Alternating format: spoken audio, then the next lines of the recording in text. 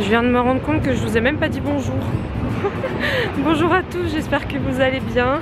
J'ai pris le train ce matin direction Paris avec une grosse valise, j'étais grave à la bourre. Donc là j'ai rendez-vous dans un salon de coiffure qui est dans le 94. Je vais vous mettre la petite adresse pour un petit soin, un petit refresh parce que ça fait plus d'un an que j'ai pas été chez le coiffeur, couper les pointes, etc.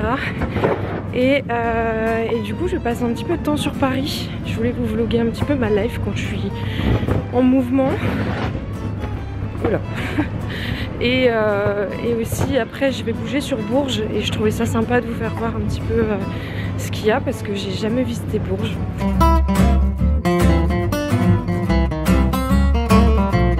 Bon alors, on a commencé avec un petit shampoing pour détoxifier mon cuir chevelu un peu irrité. Et puis ensuite on est passé aux soins avec du henné neutre et des poudres ayurvédiques pour fortifier mes cheveux. Les longueurs et etc. elles sont abîmées ou... Elles sont un peu sèches mais franchement ouais. Ça va hein. Je pense que tout à l'heure ça faisait cartonner à cause du gel aloe vera, c'est tout. Ouais, mais bien en sûr. vrai ça va. Ouais, il faut toujours que je fasse la balance entre des soins à la fois fortifiants, parce que j'ai besoin de fortifier un peu les longueurs, je trouve, et les points, pour bien former les boucles, et hydratant. Et... ouais, du coup on aura les deux en même temps. Ouais, voilà. Je suis sans cesse en train de faire des soins. T'auras l'impression qu'ils sont plus épais. Ah non, mais j'aime trop les nez, c'est magique. Bon, j'ai fait ma transition il y a un peu plus d'1 an. Ça va, c'était pas trop galère? Si, j'ai galéré parce que j'avoue, j'avais quand même pas mal décoloré mes cheveux, j'avais fait beaucoup de tie and dye, etc. À force, ils étaient plus du tout bouclés, ils étaient lisses quoi. Donc je les lissais sans arrêt de toute façon parce que c'était même pas lisse, c'était pas beau, c'était vraiment un volume. Je les ai quand même lissés entre temps, de temps en temps, parce que j'acceptais pas encore mes boucles et elles galéraient à revenir. Puis en septembre, vraiment, je me suis dit, il va falloir que je me trouve une vraie routine, que je prenne le temps. Bah oui. Mais ça prend du temps en fait, surtout ça. Par rapport à une routine skincare, les cheveux c'est autre chose. Et là depuis, franchement les boucles elles reviennent petit à petit et tout. Ça faisait je crois 6-7 ans que j'avais pas vu mes boucles quoi. C'est bizarre non? J'étais choquée. À partir du moment où j'ai commencé à prendre soin et de voir que ouais effectivement les boucles revenaient. C'est moi. J'avais du mal à me reconnaître.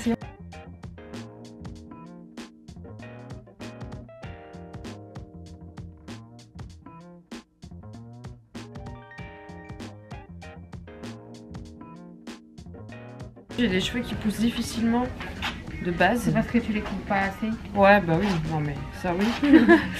Mais enfin même avant, là ça va mieux depuis que je suis passée au naturel justement. Tu sens la différence? Bah de toute façon toute ma famille me l'a dit, par exemple à Noël, quand toute ma famille était réunie, ils disaient tous ça, mais tes cheveux, mais les boucles, la longueur et tout, vraiment ils m'ont dit rien à voir. Rien à voir. Prend du temps de faire un brushing, punaise. Je sais pas comment certaines meufs le font tous les matins et tout, genre avant d'aller au boulot. Il y a du volume en plus. Ouais, ça va. Wow, super. On devrait se réveiller coiffée comme ça tous les jours. Tu vois. Mon dieu, mais là je suis femme d'affaires. En fait. Là je franchement. J'ai dit que vous alliez devenir quelqu'un, vous ne le pas. Oh là là. Ça va? Super, franchement. Canon.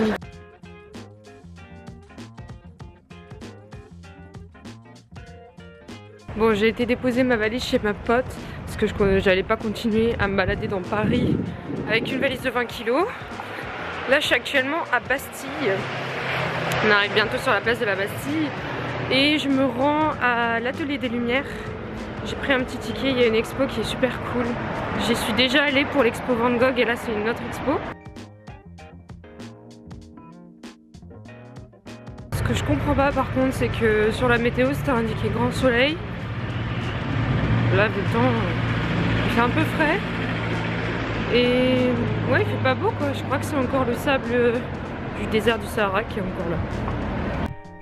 En ce moment à l'Atelier des Lumières a lieu 2 expositions absolument à voir. Celle de Cézanne et des Lumières de Provence et celle de Kandinsky et l'Odyssée de l'abstrait.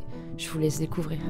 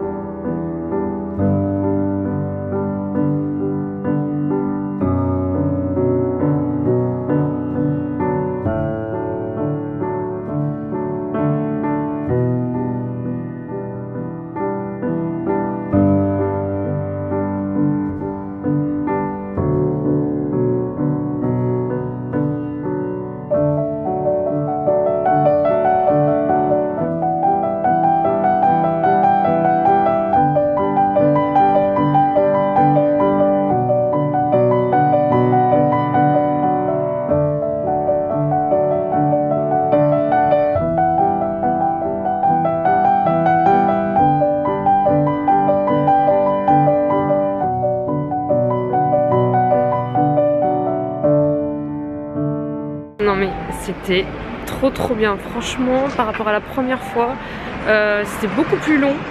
Au final, ça a vraiment duré genre 1 heure de visite et j'étais genre émerveillée par tout ce qui se passait. La dernière fois, genre vraiment, c'était 1 demi-heure. Enfin, c'était déjà très bien. Et là, franchement, je vous recommande d'aller faire l'atelier des lumières. L'expo, elle est juste extraordinaire.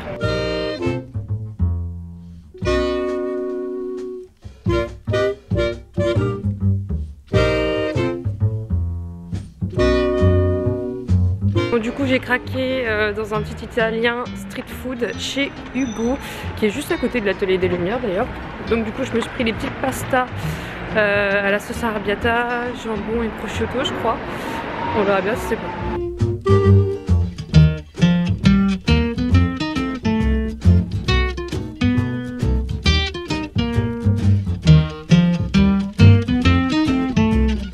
En attendant, là j'ai fini de manger, je suis en train de travailler parce que j'ai pas mal de choses à faire avant de partir.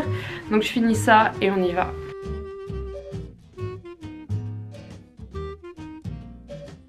J'ai grave envie de faire une sieste.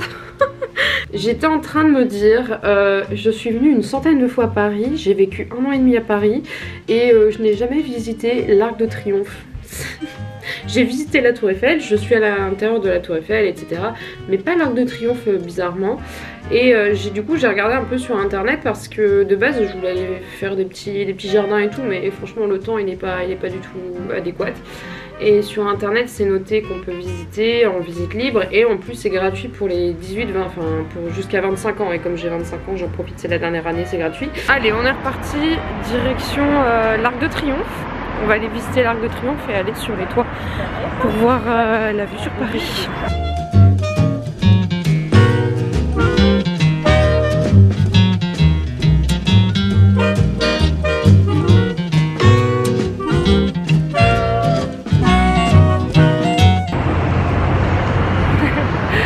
Profitez-en parce que du coup, en dessous de 25 ans, ou 25 ans inclus, le billet est gratuit. Donc trop bien. Je n'ai jamais mis les pieds à l'Arc de Triomphe, vous me croyez, j'ai toujours été autour, mais jamais en dessous et au-dessus. C'est impressionnant.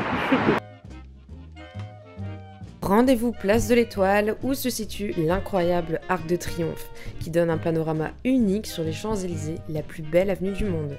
C'est Napoléon qui a ordonné sa construction en 1806 en l'honneur de la Grande Armée. Il abrite la tombe du soldat inconnu dont la flamme est ravivée tous les soirs. Inspiré des arcs antiques, ce monument emblématique porte le nom des batailles et des généraux de la Révolution et du Premier Empire.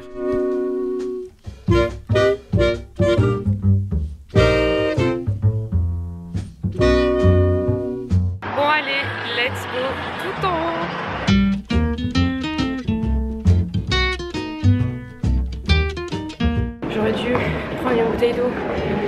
Oh, ça y est, enfin en haut. Oh punaise, je sens plus mes jambes. Encore des escaliers, encore. Putain, encore.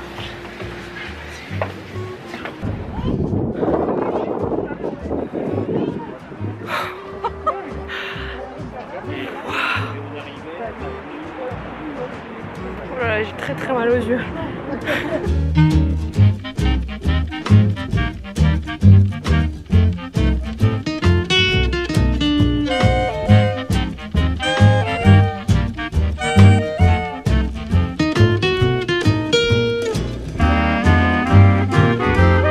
C'est juste trop dommage qu'il fasse pas beau parce que le spot pour le sunset extraordinaire. Bon, dans la continuité des musées gratuits, je vais aller au musée du Quai d'Orsay, que je n'ai jamais fait non plus. En ce moment, il y a une expo qui me tente bien, c'est celle de Yves Saint Laurent. Donc je vais y aller, c'est pas très loin, je vais en profiter et je vais vous faire découvrir ça également. Au revoir l'Arc de Triomphe. De ce fait, nous voici place de la Concorde. Je suis descendue à Concorde parce que c'est un quartier que j'aime beaucoup ici. J'ai passé énormément de temps quand j'habitais à Paris dans ces quartiers notamment du côté de Saint-Honoré, le jardin des Tuileries. Donc là on est justement dans le jardin des Tuileries. Au niveau du jeu de pommes, vous avez le musée qui est juste derrière. Et on peut voir un petit peu là-bas, hop, la Grande Dame. Donc c'est un quartier que je connais bien. On allait souvent se poser sur les quais pour manger, etc. C'était trop bien pour prendre l'apéro. Quand il fait beau, c'est super agréable. Vous avez le musée du Louvre qui est vraiment à même pas 5 minutes à pied tout droit. Bon, j'étais en train de me dire que c'est assez triste parce que du coup ils ont retiré toute l'eau des fontaines et il fait pas très très joli. En plus de ça, il n'y a pas de verdure, etc. Mais c'est parce que c'est encore un peu l'hiver. Au printemps et à l'été, je peux vous dire que c'est bondé de monde et c'est juste trop bien. Donc voilà, si vous avez des après-midi à tuer lorsqu'il fait beau, allez vous poser au moment du coucher du soleil au niveau des quais, juste à côté des Tuileries. Vous allez voir, c'est extraordinaire.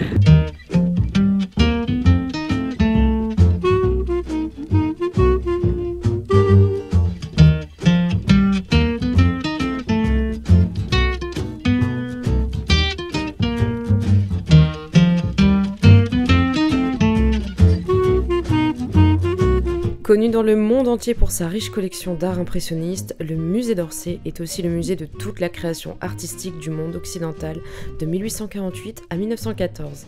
Ses collections représentent toutes les formes d'expression, de la peinture à l'architecture, en passant par la sculpture, les arts décoratifs et la photographie.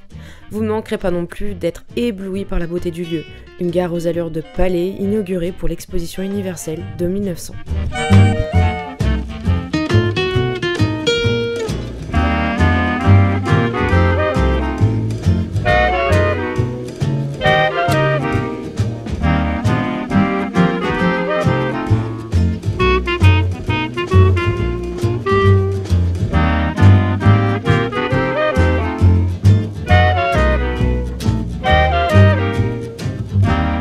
J'ai pas tout visité parce que c'est immense, mais j'ai bien passé 2 heures dans le musée, c'est déjà pas mal.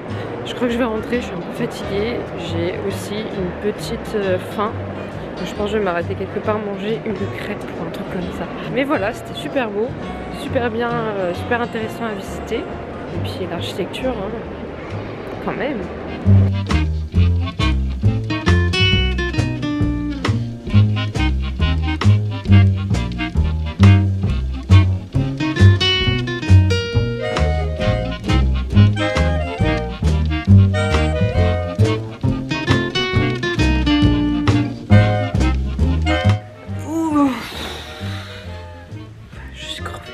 Donc là au programme, bien j'attends une amie, on va dîner ensemble, etc.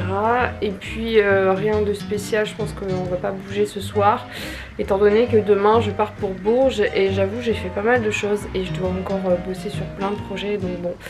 Mais voilà, c'était une super journée à Paris, franchement j'ai fait pas mal de choses, j'ai pas mal bougé.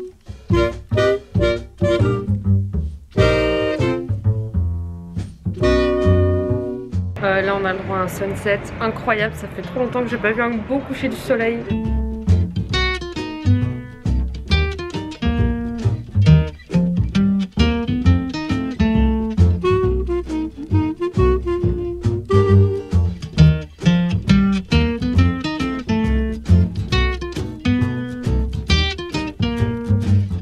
Oh my god. Ah, je suis en train de brûler. Wow. But first, coffee. Mais il n'y avait pas de coffee, alors ce sera Nesquik.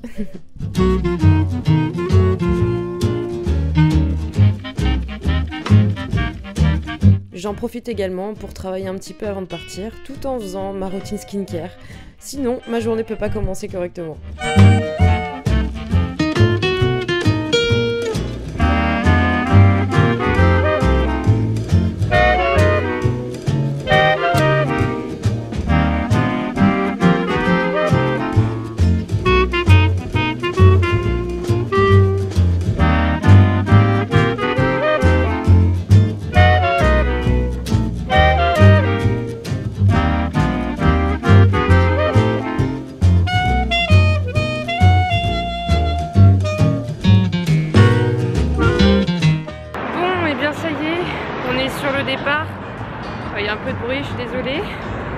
Bye bye Paris, il y a un grand soleil, en plus il fait super bon, pourquoi il faisait pas ce temps hier? Et maintenant direction le centre de la France et direction Bourges.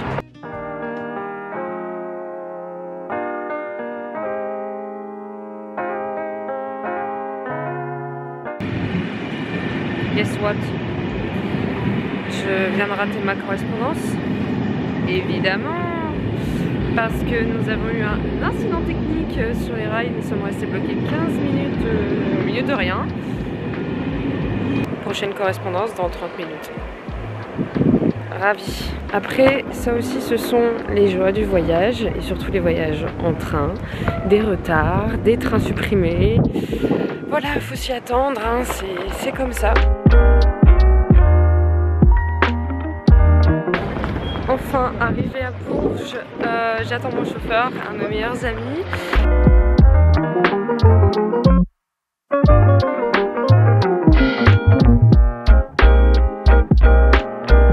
Hello tout le monde!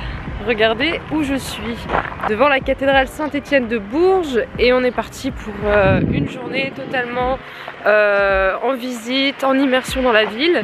On va commencer du coup avec la cathédrale qui est genre immense, regardez derrière moi.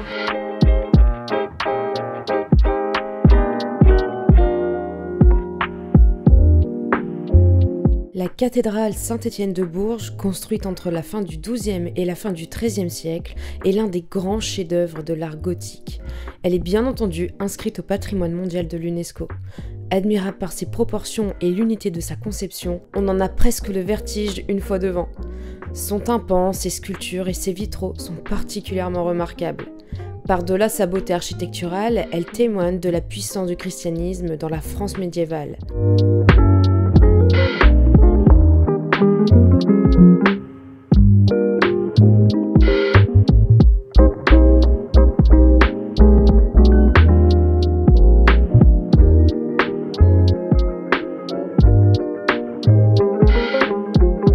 Le plan de la cathédrale est simple et harmonieux. Il s'agit d'une basilique à 5 nefs, avec des chapelles qui entourent le chœur. Elle se distingue notamment des autres cathédrales de l'époque par une recherche toute nouvelle d'un espace intérieur unifié. Cas exceptionnel en France pour une cathédrale gothique, elle ne possède aucun transept. La cathédrale Saint-Étienne est le joyau de la ville de Bourges. Elle accueille chaque année plus de 600 000 visiteurs. Elle domine toute la ville et on l'aperçoit de très loin. Sur plus de 120 mètres de long pour 41 mètres de large, ce qui en fait la plus large de France, sa plus haute tour, appelée la Tour de Beurre, culmine à 65 mètres, rien que ça. L'ensemble des vitraux sont très impressionnants et très jolis à admirer. Vous pouvez aussi visiter les cryptes au sous-sol où l'on retrouve plusieurs sépultures et gisants, mais aussi les vestiges du jubé de la cathédrale.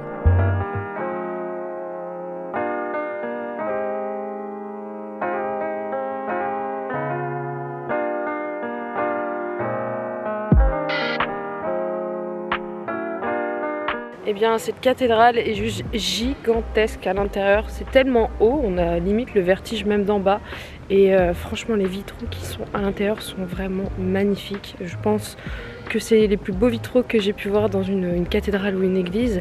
Malheureusement, de base, il y a une tour qui est accessible pour voir la vue tout en haut de la cathédrale, mais qui est malheureusement fermée pour cause de rénovation depuis 2 ans, donc je pensais qu'elle était ouverte.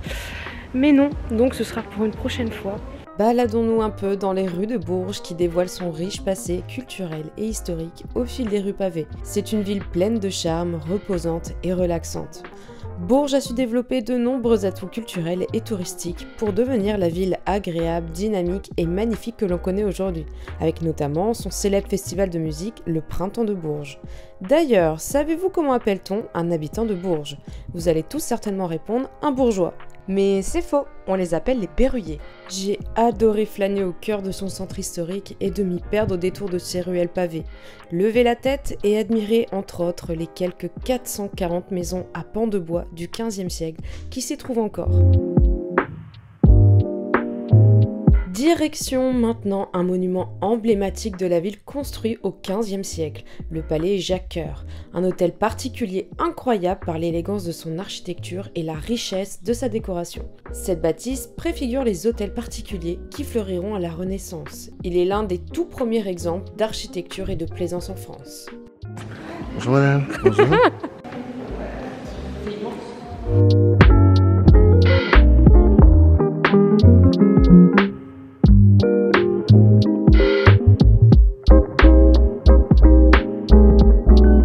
Mal les toilettes.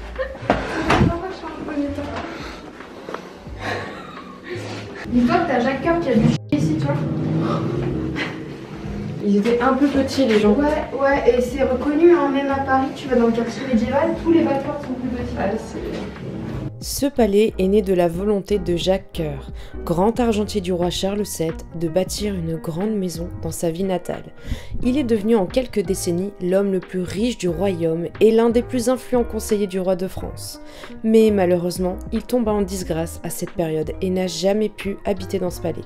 La construction du palais a duré moins de 10 ans, une prouesse pour l'époque.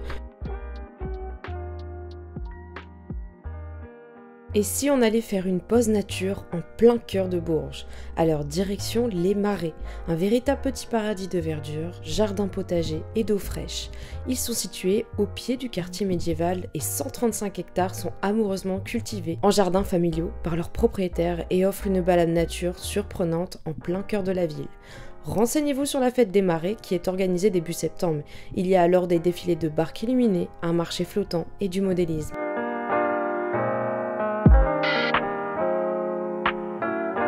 Vous pouvez aussi aller vous balader aux alentours du lac d'Oron, qui est devenu un lieu incontournable pour les berruyers. Comment ça? Et en fait, à Hénin, tu peux monter. Ah Pour le j'aime making of. pas, moi, les insectes. Je ne ferai jamais Koh-Lanta. Bon, j'avoue, je suis pas fan des insectes, mais c'est un bel endroit et situé à 2 pas du centre-ville. C'est un lieu de rencontre pour les sportifs et les promeneurs du dimanche.